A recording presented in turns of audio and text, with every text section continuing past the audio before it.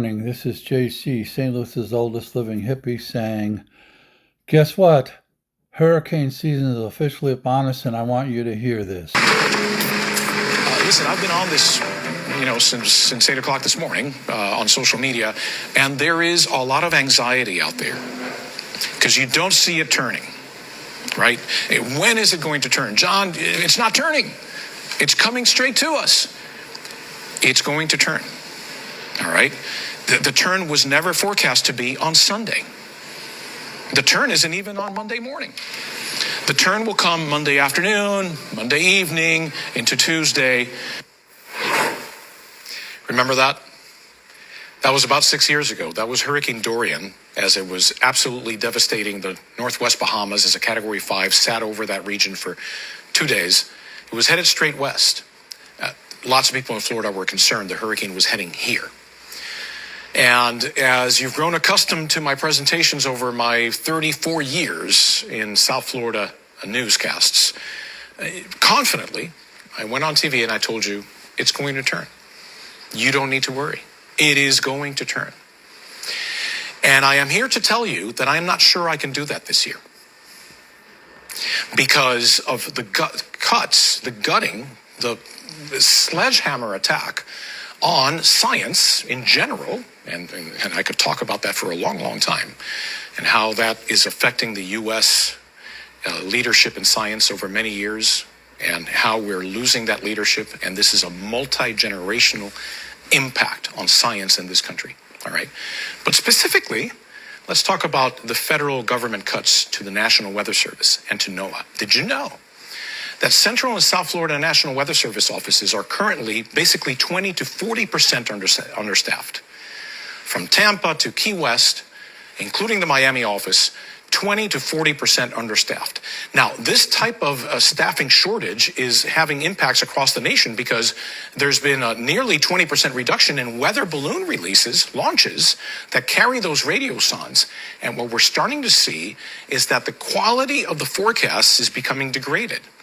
There's also a chance, because of some of these cuts, that NOAA Hurricane Hunter aircraft will not be able to fly this year, and with less reconnaissance missions, we may be flying blind, and we may not exactly know how strong a hurricane is before it reaches the coastline, like happened a couple of years ago in Hurricane Otis in Acapulco, Mexico.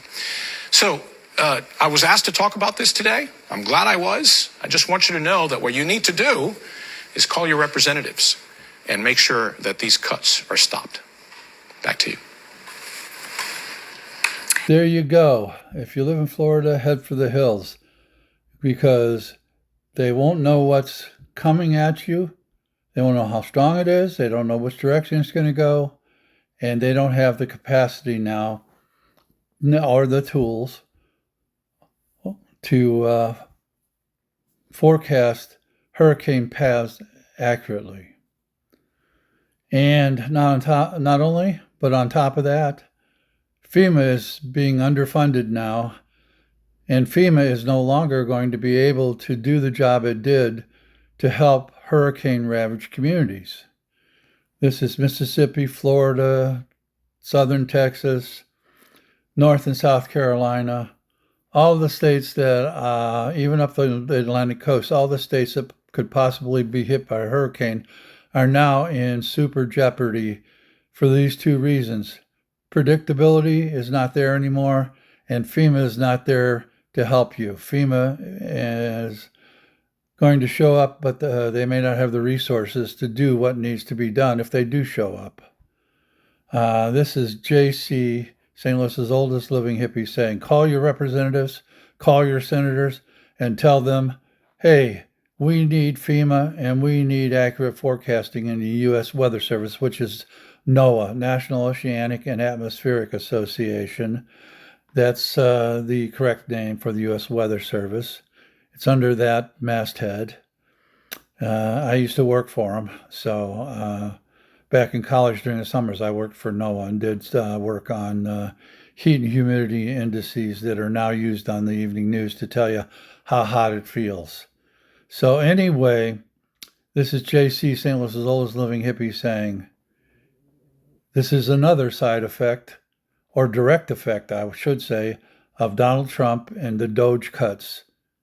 And Elon Musk is going to cause more loss of life in these disasters because they won't have good predictability and because they won't have the resources to save lives after the hurricane ravages the southern states. Anyway, fuck Donald Trump, fuck Elon Musk, fuck Doge, and to all my friends, family, followers, subscribers, I love you all. Pox some more, Jack. Keep on.